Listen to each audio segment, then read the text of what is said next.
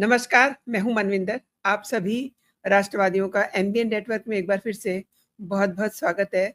ममता बनर्जी के घर, ऑफ़िस और अभिषेक बनर्जी के घर में, ऑफ़िस में सीआईडी पहुँची, लेकिन एक बार फिर से वही सीन देखा गया, जो आईपैक के ऑफ़िस में ईडी की रेड जब हो रही थी, उस समय देखा। थोड़ा-सा फ़र्क था, यहाँ सीबीआई थी, वहाँ ईडी थी। मीन्स ज़बरदस्त टकराव हुआ। सीआईडी को उसका काम नहीं करने दिया गया, उसे वहाँ सर्च नहीं करने दिया गया। इसके अलावा भी अरेस्टिंग लगातार जारी हैं, तो इसे समझते हैं उदय भानु बनर्जी सर से। कोलकाता से मेरे साथ जुड़ चुके हैं। सर नमस्कार, बहुत स्वागत है आपका। नमस्कार मैडम, नमस्कार आपको सारे दर्शकों को भी। सर, मंगलवार को ममता और अभिषेक के ऑफिस में क्या सर्च करने पहुंची थी और टीएमसी के लोगों ने इसका विरोध क्यों किया? और ये भी जानकारी आ रही है कि काफी अच्छी खासी भिड़ंत भी हुई है। बिल्कुल मैडम, आपने सही खबर आपने दिखाया। उससे पहले कि हम एक ब्रेकिंग न्यूज दे देते हैं। दूसरी कैबिनेट मिनिस्टर ममता बनर्जी के, जो ये कारा मंत्री श्रीमान उज्जवल विश्वास, ये अरेस्ट हुए, खुद कारागार में चले गए। और इनकी तो ट्रीटमेंट जो है, अंडा ट्रीटमेंट, इनके ऑफिस में ही हुआ। अब आते हैं आपका जो जो जिसको लेकर के हम लोग आज पॉडकास्ट कर रहे हैं। इस सीआईडी आज पहुंच गए अभिषेक बनर्जी के ऑफिस और ममता बनर्जी के ऑफिस में। और किस टाइम में पहुंचे? जब ये दोनों दिल्ली में है। अब कोई कह सकता है, देखिए ये साजिश है, ये ममता बनर्जी को बदनाम करने के लिए, ये तृणमूल पे और ज्यादा ये करने के लिए, प्रेशर देने के लिए, क्योंकि इनकी पार्टी, आपको मालूम है, ये सारा भारत को मालूम है, दर्शकों को मालूम है, कि पार्टी अब नहीं रहा टीएमसी। अभी देखनी है कितने दिन ये पार्टी का सिंबल बचाने में बचा पाएंगे कि नहीं पाएंगे। और अभी जो अंदर के खबर है, ये प्रैक्टिकली अभी सोनिया गांधी जी के पैर पकड़ रहा है। हो सकता है आगे दिन में आप देख सकते हैं, जो तृणमूल के बचे कुचे जो है, कुछ लोग जो ममता बनर्जी के साथ है या अभिषेक बनर्जी के साथ है, ये कांग्रेस में आ जाए, ये कांग्रेस के साथ कोई जोड़ बना ले। इससे कोई आश्चर्य होने की बात नहीं है। लेकिन सीआईडी इसीलिए पहुंचे, देखिए सीआईडी का जो इन्वेस्टिगेशन चल रहा था, वो जो उन्होंने स्पीकर साहब को जो फर्जी डॉक्यूमेंट जो दिए थे लीडर ऑफ ऑपोजिशन का नॉमिनेशन को लेकर के, पहला ऑब्जेक्शन था स्पीकर साहब का, जो ये आना चाहिए पार्टी का रेजोल्यूशन में, लेकिन आया है अभिषेक बनर्जी का लेटर हेड में। दूसरी बात, बहुत सारे हस्ताक्षर जो देखा गया विधायकों ने किए, उससे उनको शक हुआ जो ये हो सकता है इनका हस्ताक्षर नहीं है। तो उन्होंने क्या किया, उन्होंने सेक्रेटेरिएट को दिया और बोला आप अपना इसका इन्वेस्टिगेट करके बताइए। ये स्पीकर साहब, इसमें कोई भाजपा या किसी का कोई लेना देना नहीं है। सेक्रेटेरिएट जो है वो वेस्ट बंगाल के जो होम मिनिस्ट्री है, उनके सेक्रेटरी के पास गया और बोला जो ऐसा ऐसे बात है, इसको क्या करना चाहिए। तो उन्होंने थाने में एफआईआर दर्ज किया और फिर कार्रवाई शुरू हुई। आपने देखे, एक के बाद सीआईडी ने नोटिस भेजे अभिषेक बनर्जी को अपीयर होने के लिए, नहीं आए। कभी बीमार, कभी बोला हम वो कांड हो गया था, उसके बाद हमें 15 दिन का रेस्ट चाहिए। फिर इन्होंने हाई कोर्ट भी पहुंचे थे, अगर रिलीफ मिल जाए या टाइम मिल जाए, वो भी नहीं है। मतलब आज के दिन में मैडम, इन दोनों के ऊपर कोर्ट का या कोई कानूनी रक्षा कवच नहीं है। ये बात को समझना चाहिए सबको। तो इसीलिए सीआईडी अपना जो रूटीन जांच होती है, जो इनका प्रोटोकॉल जो है, कोई भी फॉर्जरी केस में जैसे जांच होती है, सिग्नेचर वेरिफिकेशन, उसका बाद इनका जो पार्टी का जो रेजोल्यूशन जो हुआ था, 2 डेट को लेके के ये सवाल पूछा गया था। जो लेटर है वो है 6 तारीख का। सॉरी। और जो विधायक जो है, ये ऋतुव्रत बैनर्जी और उनके साथ जो है 60 जो एमएलए 80 में से, उन्होंने स्पीकर साहब को जो चिट्ठी दिए और बताया कि हमारे 6 तारीख को ऐसा कुछ भी नहीं हुआ था 19 तारीख को, और ये बैक डेट में ये सब बनाया गया। और वो भी जो है अटेंडेंस जिसको लगाया था वो एक्चुअली अटेंडेंस रजिस्टर का, कोई रेजोल्यूशन कॉपी या कोई मीटिंग का रेजोल्यूशन ऐसा कुछ नहीं था उस कागज में। तो इसमें क्या होता है मैडम, सीआईडी का जो प्रोसेस है वो पहले तो सिग्नेचर वेरिफिकेशन करता है, उसका फॉरेंसिक एनालिसिस होता है, मतलब ओरिजिनल सिग्नेचर और जो सिग्नेचर इनका दस्तावेज में जो मिला।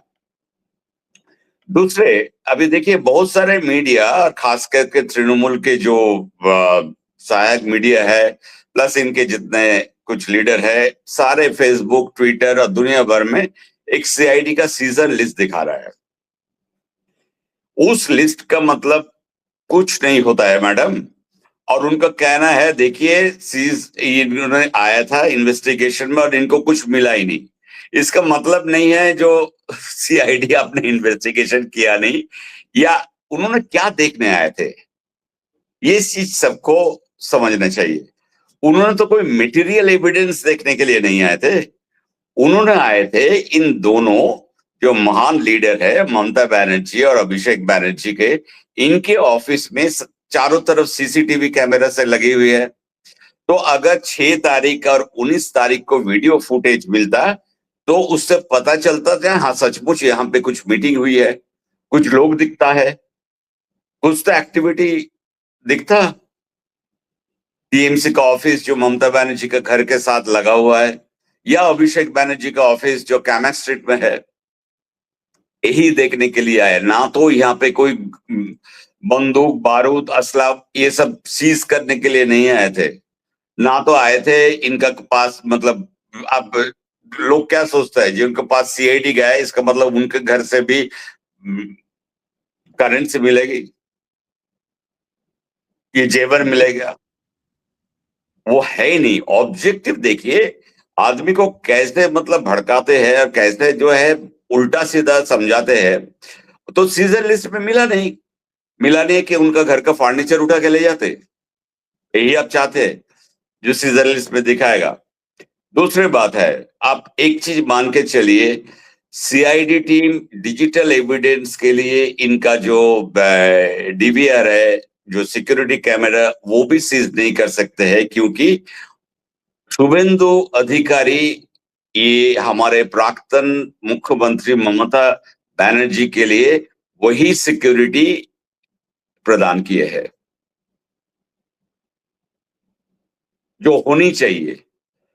ठीक है, तो उनके घर से अब सीआईडी सारे डिजिटल एविडेंस और आपका रिकॉर्डिंग और सीसीटीवी कैमरे सब उठा के ले आ सकते हैं? नहीं आ सकते। तो ये सब चीज बताने से कुछ फर्क नहीं पड़ता है। सीआईडी अपना काम किए, और सबसे बड़ी काम तो हुआ कैमक स्ट्रीट पे। इन्होंने ममता बनर्जी का सीजर लिस्ट दिखा रहा है, इनके पास कैमक स्ट्रीट का वहां से क्या सीजर हुआ है उसका लिस्ट दिखाया, या पब्लिक डोमेन में आपने देखे?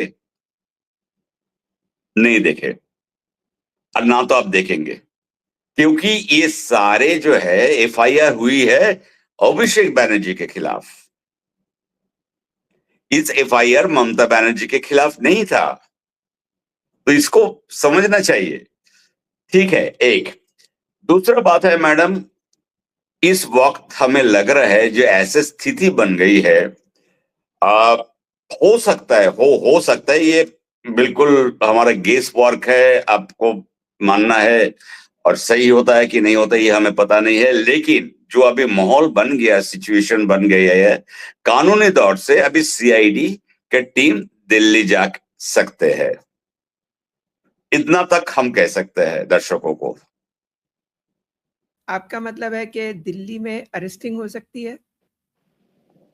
मतलब दिल्ली जाके पूछताछ, अरेस्टिंग कुछ भी हो सकता है, क्योंकि सीआईडी के ऊपर ऐसे कोई भी पाबंदी या कोई भी ऑर्डर नहीं है, कोई भी कोर्ट से जो ये नहीं कर सकते हैं। और एक राज्य के पुलिस या इन्वेस्टिगेटिंग टीम दूसरे राज्य में जाके मुजरिम को पकड़ते हैं, उनका बयान लेते हैं, उनको इन्वेस्टिगेशन में विटनेस के तौर पे लगाते हैं। तो ये सब होता है, ये नॉर्मल प्रोसीड्यूर है।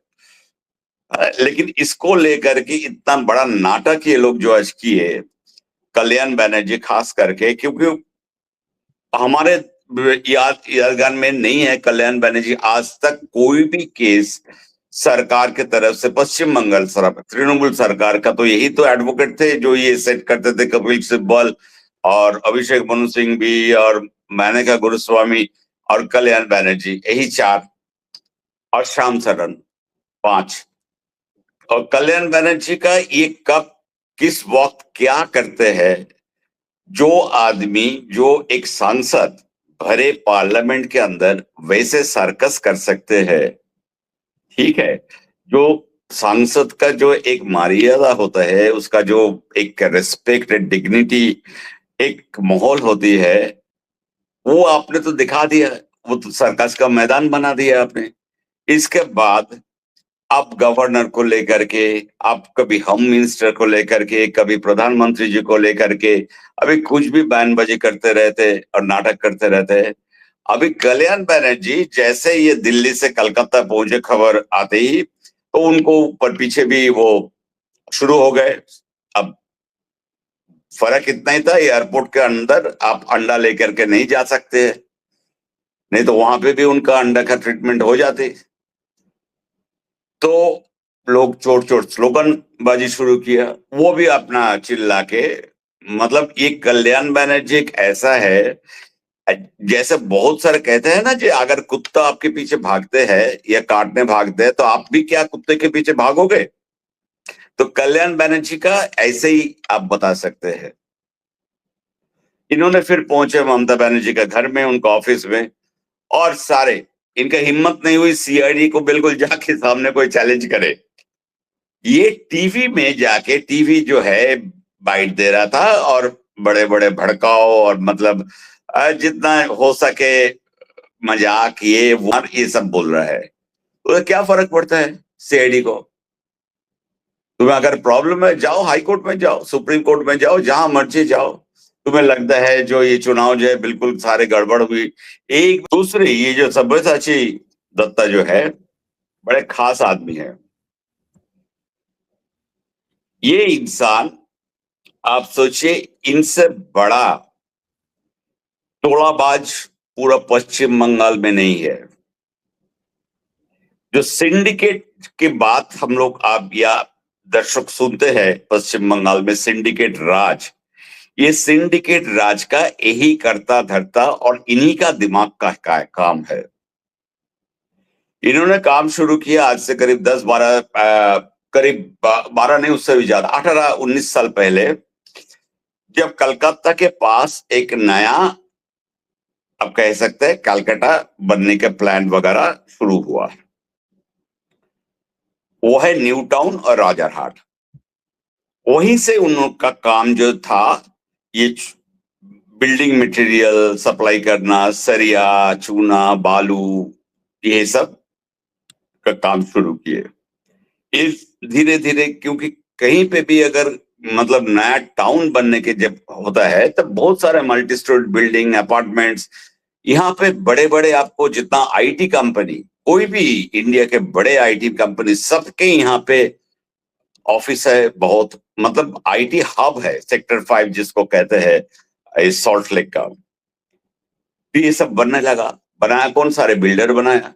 तो इनके सारे जो है काम बिल्डरों के साथ है। ये इंसान 2021 के इलेक्शन से पहले ये भाजपा में आ गए थे, और जैसे 2021 में आप लोग को मालूम है पोस्ट पोल वायलेंस हुई, बीजेपी का उतना सीट नहीं आया, मुश्किल से 77 सीट्स आई थी। तो ये देख के फिर इन्होंने दोबारा टीएमसी में वापस चले गए। और टीएमसी में जाने के बाद फिर तो अगर वहां के सुप्रीमो को आप चरण स्पर्श करते हैं तो आपके ऊपर आशीर्वाद तो ऐसे ही बारिश होती है। तो इनके आशीर्वाद के बारिश इतनी हुई जो ये विधान नगर का नगर निगम का ये चेयरमैन बन गए। इनका रवैया जो है इलेक्शन से पहले क्या था उसका पुराना वीडियो क्लिप अगर दर्शक कोई चाहे देख सकते हैं, और ये पब्लिक डोमेन में है। ये किस तरीके से जर्नलिस्ट को कैसे पिटाई किए थे जब मतलब ये टीचर्स कैंप घोटाले में जब जो है जिन लोगों का नौकरी गई थी, जो 10 साल 12 साल नौकरी करने के बाद जिन लोगों को नौकरी गई थी, वो लोग जब एजिटेशन में सड़क पे आए थे सबको कैसे पिटाई की थी। और जो टीवी चैनल्स ये जर्नलिस्ट जो कवर कर रहे थे मीडिया से उनको कैसे पिटाई किए थे। ये नेक्सस सब्यसाची दत्त बनाया अपने खुद नहीं। ये नेक्सस है, वही बात है जैसे आपने देखा शांतनु सिन्हा विश्वास का साथ एक बिल्डर जॉय कमदर और एक एंटी सोशल सोना पप्पू, वैसे ही सेम मॉडल यहाँ पे। एक तरफ सब्यसाची दत्ता, दूसरे तरफ बिल्डर। बिल्डर का मैं नाम नहीं लूंगा लेकिन मुझे मालूम है कौन है। उनके वहां भी काफी बार ईडी का रेड हो चुका है इससे पहले, और कलकत्ता का एक मशहूर बिल्डर है।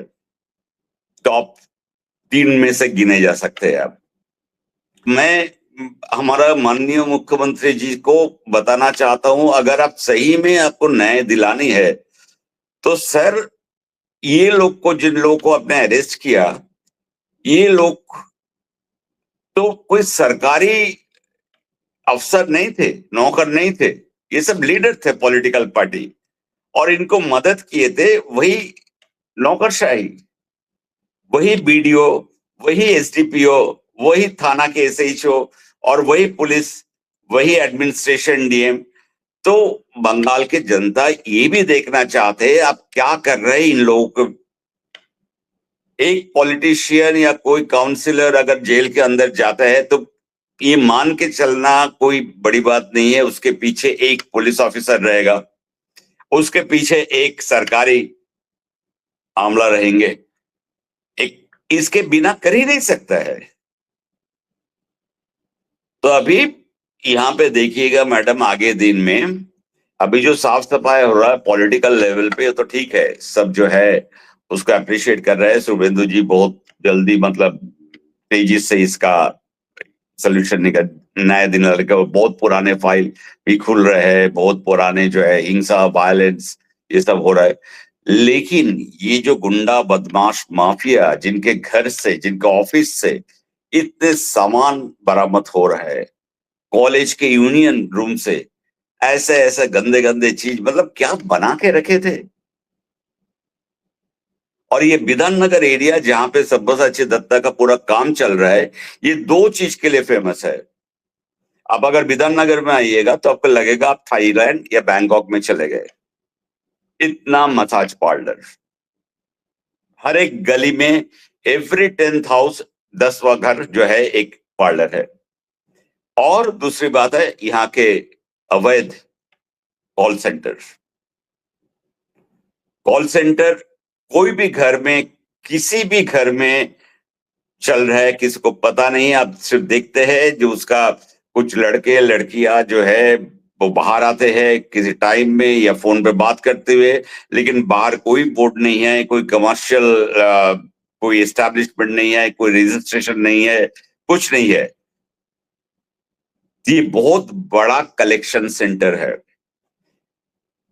मेरे हिसाब से पर महीना विधान नगर राजारहाट न्यू टाउन से कम 20 से 30 करोड़ का कमाई होती है। तो अगर आपके सर, आपकी कहने का मतलब कि सब्यसाची जो पकड़े गए हैं तो ये सब पार्लर चला रहे थे, मसाज पार्लर। उससे उसूली होता था। अवैध काम कोई भी करे, यहाँ पे एक तो कोई कानून नहीं था, जो सरकार था उसी का कानून चलता था। यहाँ पे कोई संविधान का कोई प्रयोग नहीं होती थी। अब सोचिए बीएनएसएस 7 साल के बाद यहाँ पे लागू हुई, ये नया सरकार आने के बाद। तो आप सोच सकते हैं कहां था सरकार, कहां है कानून, कहां है भारत के संविधान।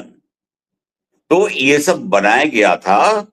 और इस सारे अगर इन्वेस्टिगेशन कीजिएगा तो सारे देखिएगा, जितने नदी है समुद्र में जैसे आते हैं वैसे सारे घोटाला, सारे करप्शन सबके साथ जो है कालीघाट और हरीश चैटर्जी में होती है। उनके बिना कुछ नहीं होता है, बिना एडमिनिस्ट्रेशन, बिना पुलिस की मदद से कुछ नहीं। आज वही पुलिस जो है सब्यसाची दत्ता को पकड़ के कोर्ट में पेशी के लिए ले जा रहे थे।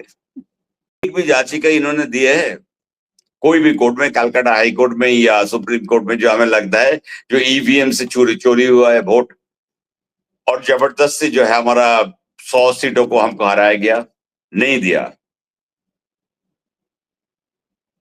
जो छोटे छोटे केस को लेकर के सुप्रीम कोर्ट जा सकते हैं, तो इस केस को लेकर के अभी तक क्यों नहीं किया? एक महीने के अंदर इनके सामने अपना पूरा पार्टी टूट के खत्म हो गया। कुछ कर पाए? नहीं कर पाए। तीसरे इंडी बैठक में जो है इनकी, अब बताइए, वो और एक सर्कस पार्टी है, ना इनका कोई एजेंडा है, ना इनका कोई ऑब्जेक्टिव है। क्या आपको लगता है इंडी जोट का प्राइम मिनिस्टरियल फेस है हमारा राहुल बाबा? उस राहुल बाबा को क्या ममता दीदी मान लेगी?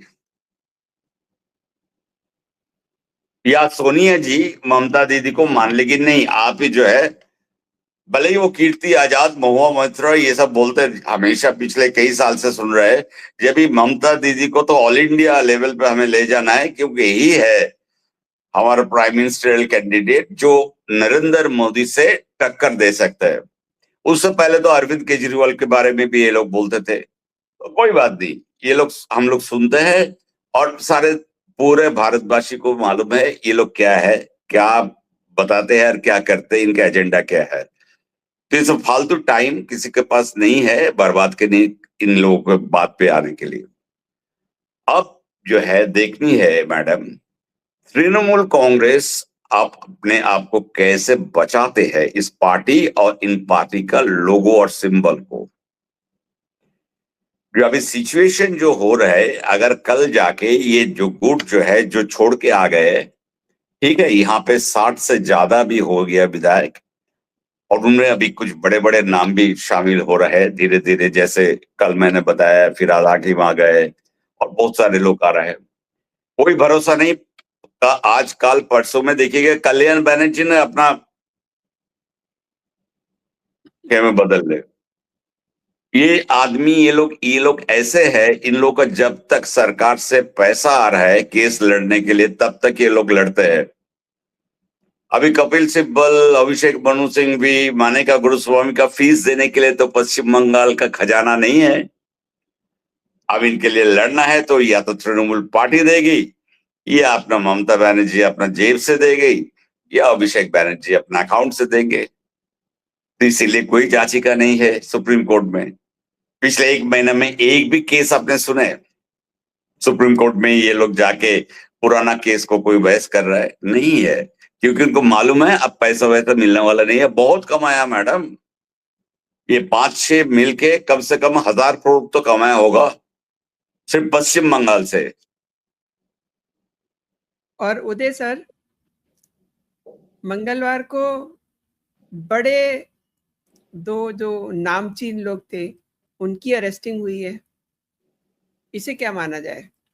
उसमें एक आपके हैं सब्यसाची दत्ता, और दूसरे बहुत रिसेंट हुई है उनके उज्जवल, क्या नाम है उनका, उज्जवल बनर्जी, उज्जवल विश्वास, उज्जवल विश्वास, सॉरी, उज्जवल विश्वास के बारे में।